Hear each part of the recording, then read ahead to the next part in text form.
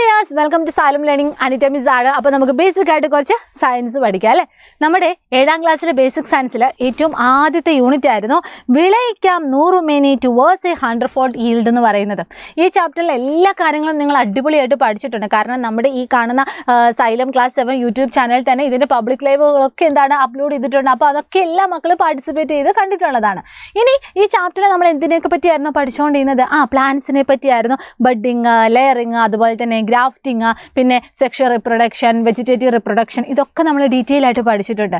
ഇത്രയും കാര്യങ്ങൾ പഠിച്ചാൽ മാത്രം പോരാ, പരീക്ഷയ്ക്ക് എങ്ങനെയൊക്കെയാണ് ചോദ്യങ്ങൾ വരാൻ പോകുന്നത് എന്നും കൂടി നമുക്ക് അറിയണം. അപ്പം നമ്മൾ ഇന്നത്തെ ഈ ഒരു ചെറിയ ക്ലാസ്സിൽ നമ്മൾ ഡിസ്കസ് ചെയ്യാൻ പോകുന്നത് നമ്മുടെ ഫസ്റ്റ് യൂണിറ്റിലെ എല്ലാ പഠന പ്രവർത്തനങ്ങളുമാണ്. അപ്പോൾ നമുക്കൊന്ന് വൺ ബൈ ആയിട്ട് ഓരോ ക്വസ്റ്റ്യൻസിലേക്ക് നമുക്ക് കടക്കാം അല്ലേ.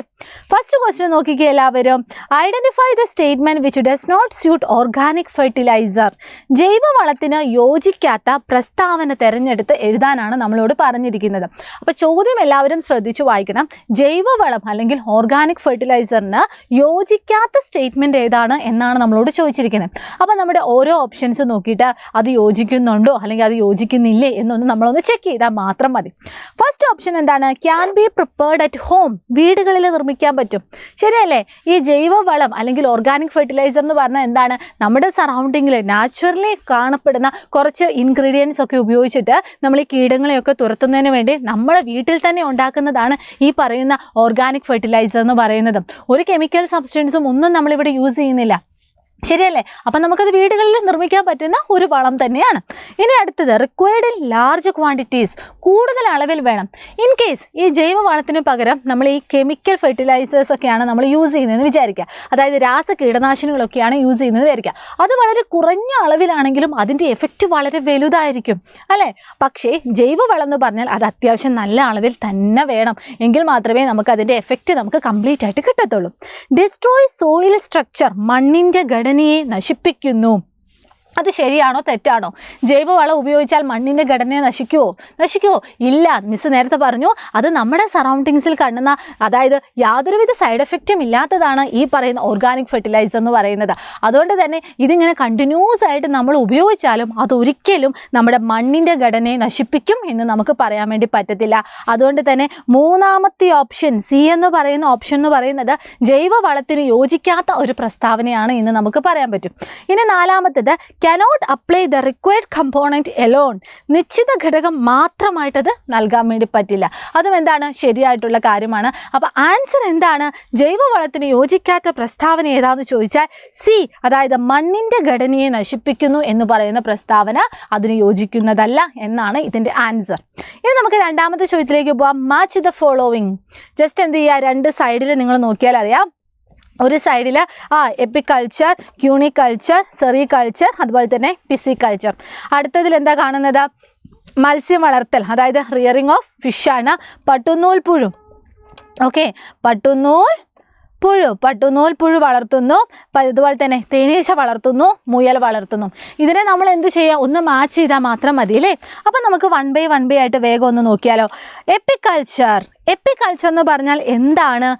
തേനീച്ച വളർത്തലുമായിട്ട് ബന്ധപ്പെട്ട ഒരു ടേമാണ്. അതുകൊണ്ട് തന്നെ നമുക്ക് എന്ത് ചെയ്യാം? നേരെ ഇങ്ങനെ കണക്ട് ചെയ്യാൻ വേണ്ടി പറ്റും. എപ്പിക്കൾച്ചർ നമ്മൾ കണക്ട് ചെയ്തു. ഇനി അടുത്ത എന്താണ്? ക്യൂണിക്കൾച്ചർ എന്ന് പറഞ്ഞാൽ മുയലുമായിട്ട് റിലേറ്റ് ചെയ്തൊരു ടേമാണ്. അതായത് മുയൽ വളർത്തലിനെ നമ്മൾ വിളിക്കുന്ന പേരാണ് ക്യൂണിക്കൾച്ചർ എന്ന് നമ്മൾ പറയുന്നത്. ഇനി അടുത്തത് സെറികൾച്ചർ എന്ന് പറഞ്ഞാൽ എന്തിനെയാണ്? എന്ത് കൾട്ടിവേറ്റ് ചെയ്യുന്നതിനെയാണ് അത് സൂചിപ്പിക്കുന്നത്? പട്ടുനൂൽ പുഴു വളർത്തലാണ് നമ്മൾ എന്ത് പറയുന്നത്? സെറികൾച്ചർ എന്ന് നമ്മൾ മെൻഷൻ ചെയ്യുന്നത് അല്ലെങ്കിൽ എന്ന് നമ്മൾ വിളിക്കുന്നത്. ഇനി ഏറ്റവും ലാസ്റ്റ് പിസിക്കൾച്ചർ എന്ന് പറഞ്ഞാൽ മത്സ്യം വളർത്തലാണ്.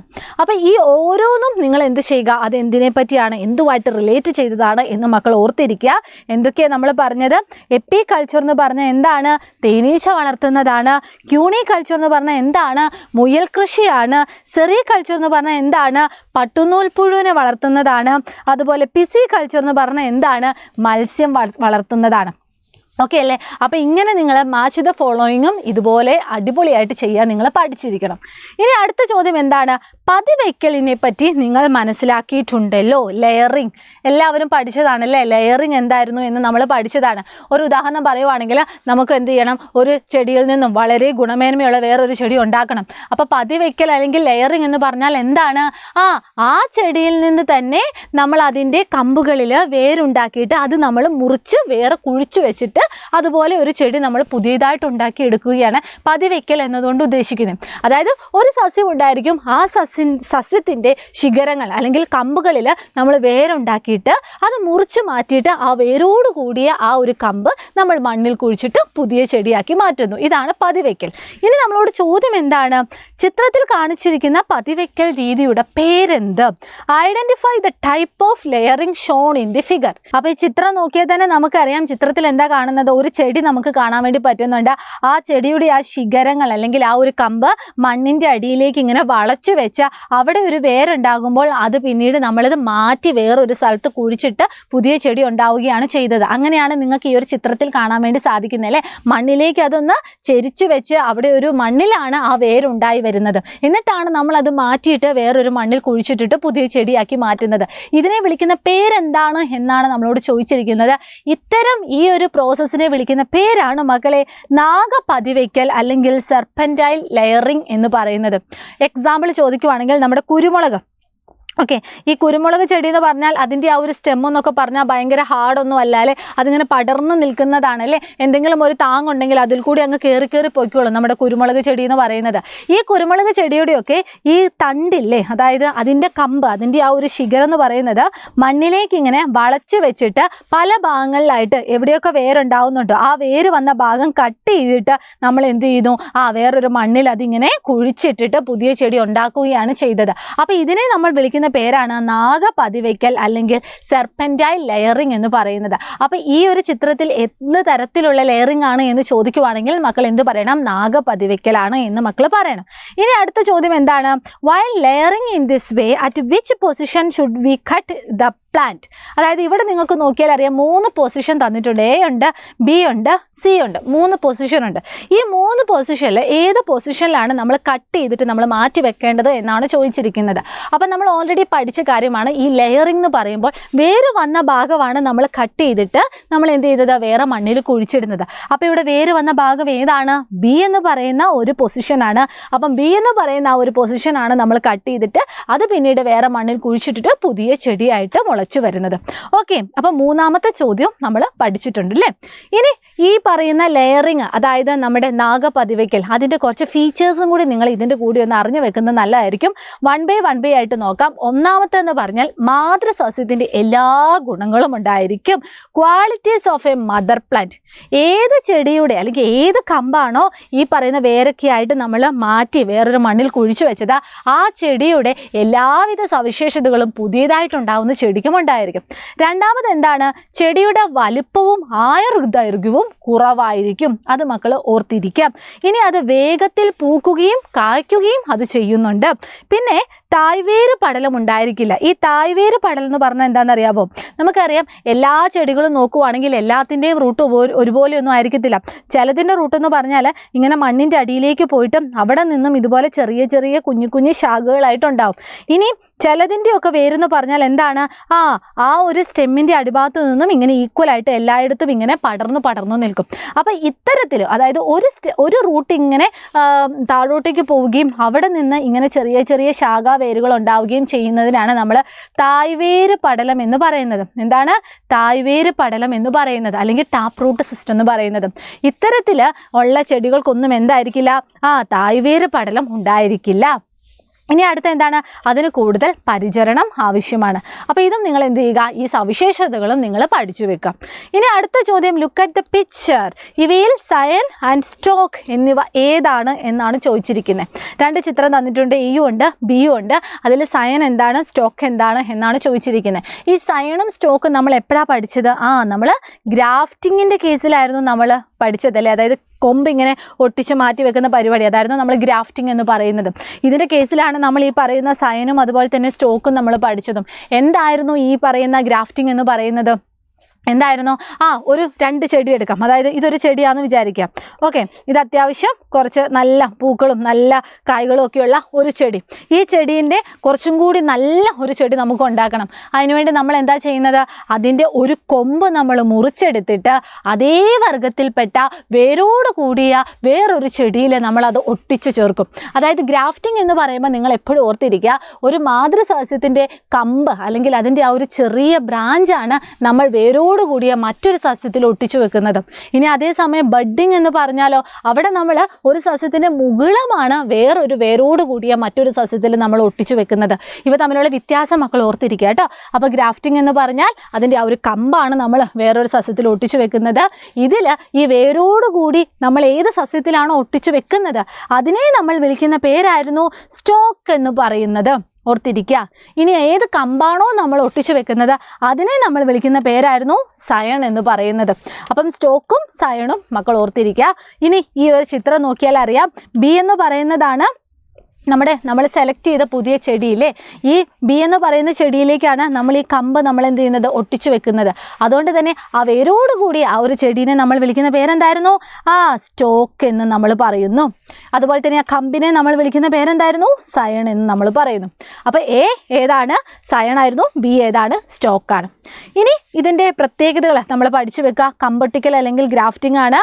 ഗുണമേന്മയുള്ള ഒരു സസ്യത്തിൻ്റെ കമ്പാണ്. അതാണ് നിങ്ങളിവിടെ ഓർത്തിരിക്കുക കേട്ടോ. ഗ്രാഫ്റ്റിംഗ് എന്ന് പറഞ്ഞാൽ കമ്പാണ് നമ്മൾ കട്ട് ചെയ്ത് വേറൊരു സസ്യത്തിൽ വെക്കുന്നത്.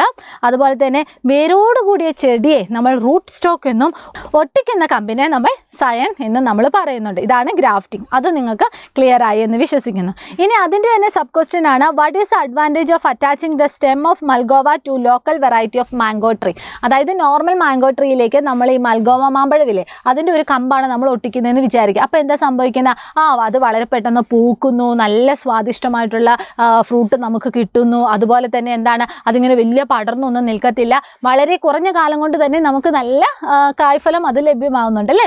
ഇനി അടുത്ത ചോദ്യം, നാടൻ മാവിൻ്റെ കമ്പ് തന്നെ ഒട്ടിച്ചാൽ എന്തെങ്കിലും പ്രയോജനമുണ്ടോ? ഒരു പ്രയോജനവുമില്ല. അതും നിങ്ങൾ ഓർത്തിരിക്കാം. ഇനി അടുത്ത ചോദ്യമാണ്, ലാസ്റ്റ് ചോദ്യമാണ്, list different method of pest control, give example for each type. കീടനിയന്ത്രണത്തെ സ്വീകരിക്കുന്ന വിവിധ മാർഗങ്ങൾ പട്ടികപ്പെടുത്താനാണ് പറഞ്ഞിരിക്കുന്നത്. ഓരോ ഉദാഹരണം എഴുതാനും പറഞ്ഞിട്ടുണ്ട്.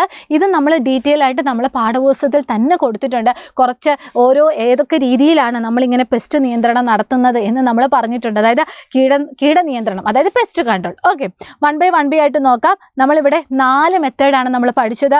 ഫസ്റ്റ് പറഞ്ഞ എന്താണ്? Biological control. അത് നിങ്ങൾക്ക് പറയുവാണെങ്കിൽ ഈ പറയുന്ന നമ്മളിപ്പോൾ ഒരു കൃഷി ഉണ്ടാക്കി, ആ കൃഷിയിൽ ചെറിയ ചെറിയ കീടങ്ങളൊക്കെ ആ കൃഷി നശിപ്പിക്കുന്നു വിചാരിക്കുക. അപ്പോൾ നമ്മൾ എന്തായിരിക്കും, ഈ തവള, അതുപോലെ തന്നെ അരണ, അതുപോലെ തന്നെ എന്താണ് ഈ പറയുന്ന ഈ വണ്ട്, അതൊക്കെ എന്താണ്, അതൊക്കെ അവിടെ ഉണ്ടെങ്കിൽ അതൊക്കെ ആ കീടങ്ങളെ കഴിച്ചിട്ട് ആ ഒരു നമ്മൾ ഏത് കൃഷിയാണോ നടത്തുന്നത് ആ കൃഷി കുറച്ചും കൂടി നന്നായിട്ട് വളരാൻ വേണ്ടി അത് സഹായിക്കും. അപ്പോൾ കീടങ്ങളുണ്ടെങ്കിൽ ആ കീടങ്ങളെ നശിപ്പിക്കുന്നതെന്ന് പറഞ്ഞാൽ നമ്മുടെ നാച്ചുറലി നമ്മുടെ പ്രകൃതിയിൽ തന്നെ കാണുന്ന കുറച്ച് സാധനങ്ങൾ, കുറച്ച് ഇൻസെക്റ്റുകളൊക്കെ നമ്മൾ ഉപയോഗിക്കുന്നുണ്ട്. ഇതിനെയാണ് നമ്മൾ വിളിക്കുന്നത് ബയോളജിക്കൽ കൺട്രോൾ എന്ന് പറയുന്നത്.